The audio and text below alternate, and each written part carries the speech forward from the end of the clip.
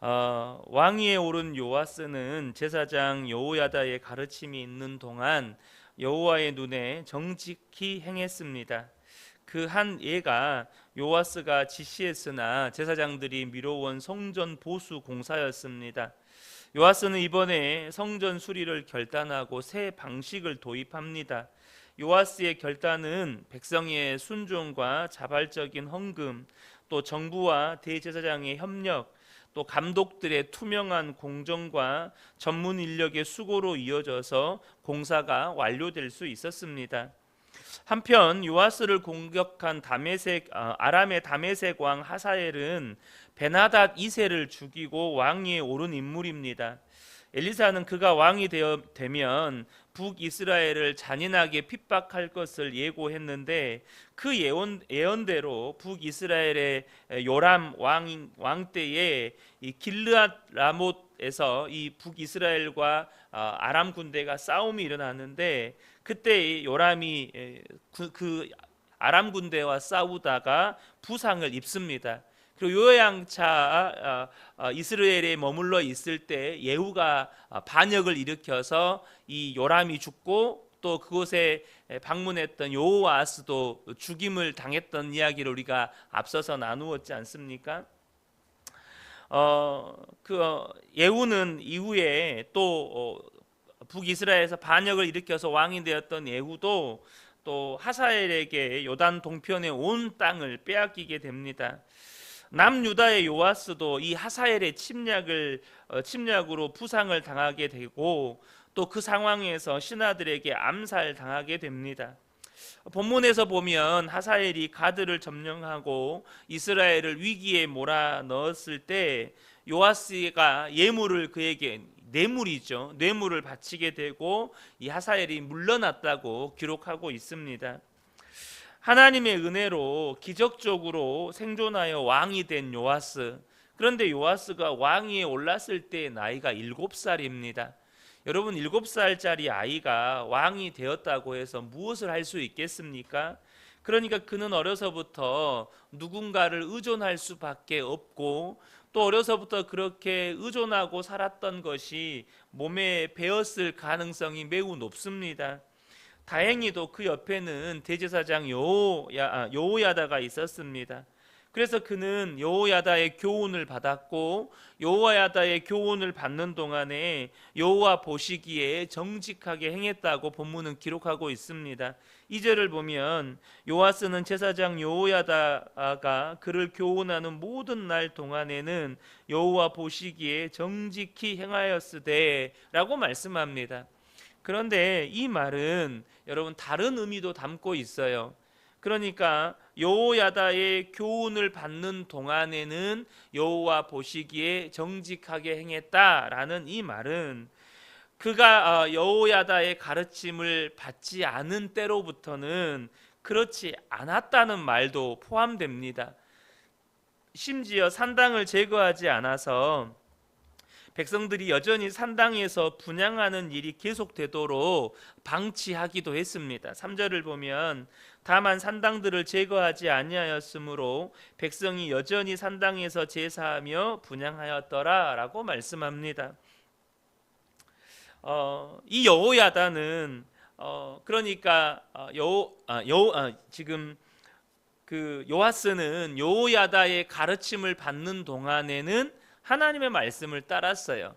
그러나 여호야다가 죽자 여호야다의 아들 스가랴가 하나님의 말씀을 전할 때는요 오히려 그것을 거절하고 스가랴를 죽여버립니다.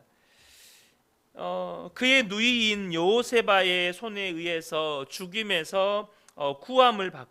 위기에서 구함을 받고 또 여호야다에 의해서 성전에서 몰래 길림을 받으면서 아달랴의 손에서 생존했지만 여호야다의 아들을 죽인 거예요. 다시 말하면 한마디로 은혜를 원수로 갚은 것입니다. 자신의 은인의 아들을 하나님의 말씀을 전한다고 죽였다니까요. 은혜를 원수로 갚은 요아스는 역시 두 신복의 배신으로 비참하게 최후를 맞이하게 됩니다. 여러분 사람이 끝까지 하나님의 말씀을 지키며 산다는 것이 이렇게 어려운 일입니다. 이것은 우리에게 무엇을 보여주고 있습니까? 먼저는 인간의 본성이 가진 악함과 죄성입니다. 인간은요, 가만히 두면 자신이 가진 그 본성에 의해서 악에 이끌린다는 거예요. 요아스가 여러분 어려서부터 성전에서 길림을 받으면서 얼마나 여호야다 제사장의 가르침을 받았겠어요. 어려서부터 그렇게 하나님의 말씀에 가르침을 받았지만 여호야다가 죽자 언제 그렸냐는 듯이 하나님의 말씀을 거부합니다. 그의 아들 여호야다의 아들이 이것이 하나님의 말씀입니다라고 전했지만 그 아들 스가랴를 죽이게 돼요. 오늘 본문에 기록된 말씀은 아닙니다. 그러나 이 스가랴를 죽인다는 것이죠. 하나님의 말씀의 가르침대로 살지 않았다는 것입니다. 당장 여러분 아람의 왕 하사엘이 쳐들어왔어요. 나라에 위기가 닥친 것입니다. 여러분 그러면 어떻게 해야 합니까? 나라의 위기가 닥쳤다면 여러분 요아스는 어떻게 했어야 했습니까? 그가 여호야다에게 가르침을 받은 대로 배운 대로 하나님 앞에 나아가 엎드려 회개하며 기도했어야 했습니다. 하나님 용서해 주십시오. 하나님 이 나라를 구해 주십시오. 그러나 그는 그렇게 하지 않고 오히려 하사엘에게 인간적인 방법으로 뇌물을 바칩니다. 또 다른 하나는 우리에게 무엇을 오늘 본문은 우리에게 뭘 가르쳐 주냐면 그러하기에 우리가 하나님의 말씀대로 끝까지 살지를 못하는 악한 본성을 가지고 있어요. 그러하기에 우리는 계속해서 말씀의 가르침을 받아야 한다는 것입니다. 계속해서 믿음의 훈련을 해야 하고 계속해서 믿음으로 주님을 바라보아야 한다는 것입니다. 분명히 요아스도 가르침을 받는 동안에는 여호와 보시기에 정직하게 행했다는 거예요. 그런데 여호야다가 죽자 하나님의 말씀의 가르침이 끝나자 어땠다고요? 말씀의 가르침대로 안 살고 인간의 본성대로 살았다는 거예요. 뭘 말하는 것입니까? 여러분 제가 목사지만 하나님의 말씀을 떠난 그 순간부터 여러분 본성대로 산다니까요. 제가 목사가 아니라 목사 할아버지여도 하나님의 말씀의 가르침을 받지 않는 그 순간부터는 내 악한 본성대로 살게 돼 있어요. 그러므로 여러분 저와 여러분이 하나님 앞에 서는 그날까지 말씀의 가르침을 받아야 합니다. 저도 말씀의 가르침을 받아야 하고 우리 성도님들도 말씀의 가르침을 계속해서 받으시고 믿음의 훈련을 하셔야 되고 정말로 주님이 나와 함께 계시다는 것을 믿고 그 예수님 바라보고 사셔야 한다는 거예요. 말씀의 가르침을 중단하는 순간 우리는요 본성대로 악함에 이끌려 살아가게 된다는 것입니다. 사랑하는 성도 여러분, 우리가 악하다는 거 인정하셔야 합니다. 우리의 본성이 악하다는 거 인정하셔야 돼요. 말씀의 가르침을 거부하는 순간부터 믿음의 훈련을 거부하는 순간부터 우리는요 악한 본성에 이끌려서 여러분 죄악에 이끌려 살아가게 된다는 거예요.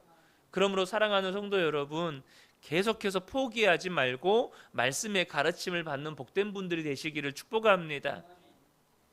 본문에는 요아스가 잘한 일 중에 하나를 기록하고 있는데요. 그것은 뭐냐면 그가 이전에 언제 정확하게 성전을 수리하라고 명령했는지는 모르지만 그가 성전 수리를 명령했지만 성전 수리가 진행되지를 않았어요. 그래서 다시금 그 성전 수리를 이행하도록 지시를 내린다는 것입니다. 몇 년 동안인지 알 수 없지만 어린 요아스가 지시한 대로 성전 수리 공사가 진행되지 않자 요아스가 30세 때에 준엄하게 그것을 지적하면서 단호하게 이 성전 수리를 진행할 것을 지시합니다. 7절을 보면 요아스 왕이 대제사장 여호야다와 제사장들을 불러 이르되 너희가 어찌하여 성전 파손한 데를 수리하지 아니하였느냐? 이제부터는 너희가 아는 사람에게서 은을 받지 말고 그들이 성전의 파손한 데를 위하여 드리게 하라. 근데 여기 본문에 보면 지금 요아스 왕이 자기의 은인이자 스승인 제사장 여호야다마저 지금 책망하고 있다는 거예요. 먼저 우리가 한 가지 여기서 살펴볼 것은 뭐냐면 이 여호야다도 제사장들의 부정을 방치하고 성전 수리 공사가 답보 상태에 빠져 있는 것을 방조하고 있었다는 것입니다. 그러니까 여러분, 세상에 완전한 사람은 없어요. 요아스의 스승이자 은인이었던 제사장인 여호야다도요, 지금 그가 마땅히 해야 할 직무를 온전히 감당하지 못하고 있는 것을 보게 됩니다. 이에 요아스는 성전 수리 작업이 바로 진행될 수 있도록 모든 재정 수급과 집행 절차를 투명하게 바꿔버립니다. 성전 헌물은 다른 용도로 사용할 수 없게 만들었고, 또 제사장들이 그것으로 인해서 착복하지 않도록 제사장들의 몫을 따로 배정을 합니다. 그리고 성전 업무 제사장들은 이에 순종했고, 따로 회개할 필요가 없을 정도로 투명하고 성실하게 공사가 진행되도록 관리 감독을 합니다. 그런데 지금 요아스는요, 자신의 은인이자 스승이고 또 그가 늘 의지하며 살았던 여호야다를 꾸짖고 있다는 것입니다. 사실 여러분, 이게 쉽지 않은 일이에요. 자신의 생명의 은인이잖아요. 또 자신의 스승이잖아요. 근데 그 스승을 불러다가 지금 꾸짖으면서 빨리 이 성전 파손된 데를 보수공사 진행하라고 지금 꾸짖고 있는 것입니다. 이 쉽지 않은 일을 요아스는 사사로운 인정에 매여서 공적인 일을 그르치지 않았다는 것입니다. 이것이 우리가 배워야 할 점입니다. 여러분, 이것은 우리가 인생을 살아감에 있어서 반드시 배워야 할 중요한 삶의 태도이고 믿음의 태도이기도 합니다. 우리가 하나님의 말씀을 따름에 있어서 사사로운 인정에 끌려서는 안 된다는 거예요. 직장 생활을 할 때도 사사로운 인정에 끌려서 무언가를 결정하거나 업무 수행을 해서는 안 된다는 것입니다. 야, 우리가 남이냐, 서로 좋고 좋은 게 좋은 거지, 그렇게 하면 안 된다는 거예요. 이것이 잘 지켜지지 않기 때문에 기업이든 관공서든 부정부패가 발생하는 것입니다. 중국에는 관시라고 해서 흔히 인맥풍토가 있습니다. 그러니까 중국에서는 어떤 공적 업무를 하나 수행하려고 해도 이 관시가 없으면, 내가 이런 인맥이 없으면 이 뭐 하나 추진하기가 굉장히 어려운 그런 풍토가 있어요. 그러니까 이 중국 사회에 부정부패가 만연해 있다는 그런 이야기를 들은 적이 있습니다. 그런데 요아스는 이 성전 파손된 데를 수리하는 이 일을 행함에 있어서 인맥을 따르지 않았어요. 스승이라도 잘못한 것은 꾸짖고 빨리 이 성전 수리 공사를 진행하라고 지금 요아스는 지금 책망하고 있는 것입니다. 우리가 하나님의 말씀을 따라 순종함에 있어서, 혹은 저와 여러분이 교회에서든 여러분의 가정에서든 맡은 일을, 혹은 직장에서든 맡은 일을 행함에 있어서 여러분, 사사로운 인맥을 따라서, 사사로운 인정을 따라서 하시면 안 돼요. 하나님의 말씀에 순종해 가셔야 합니다. 좋은 게 좋은 거지, 이렇게 하시면 안 된다는 거예요. 그런데 앞서도 말씀드렸듯이 요아스는 여호야다의 가르침을 받지 않는 그 어느 시점부터 그 속에 있는 악한 본성을 따라서 불신앙적인 태도로 살아가기 시작합니다. 이런 갈팡질팡한 요아스의 신앙이 단적으로 드러난 사건이 오늘 본문 말미에 아람 왕 하사엘의 침략 때입니다. 국가적인 위기 앞에서 그가 취해야 할 행동은 너무나도 단순하고 명료했습니다. 그것은 하나님을 의지하는 것이었어요. 그러나 그는 여태 모은 금과 은을 하사엘에게 뇌물로 바치면서 하사엘이 물러나게 합니다. 여러분, 결과가 좋았으니 어쩌면 이 요아스는 자신이 잘했다고 생각했는지도 모르겠습니다. 결과가 좋았잖아요. 그러나 그는 그의 대응의 태도를 보면 이 국가적인 위기의 원인과 이 백성들의 영적인 위기의 원인이 요아스 자신에게 있었다는 것을 전혀 모르고 있었다는 것이에요. 이 본문의 사건은 또한 우리에게 중요한 사실을 두 가지 알려주는데요. 먼저 사람은요, 자신을 볼 줄 모른다는 거예요. 이 국가적인 위기가 누구 때문에 왔습니까?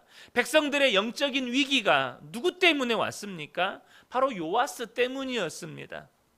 요아스가 여호야다의 아들 스가랴가 하나님의 말씀이라고 전할 때 그 말씀을 받지 않고 스가랴를 죽여버립니다. 그가 이제 하나님의 말씀을 거부하고 자기 뜻대로 자기 생각대로 살겠다는 거예요. 그러니까 어떻게 합니까? 하나님께서 이 아람 군대를 들어서 이 이스라엘 유다를 지금 심판하고 계시는데 요아스는 그것이 자기의 이 자신 때문에 하나님이 행하신 일이라는 것을 전혀 모르고 있어요. 모르니까 어떻게 해요? 뇌물 갖다 바치는 거예요.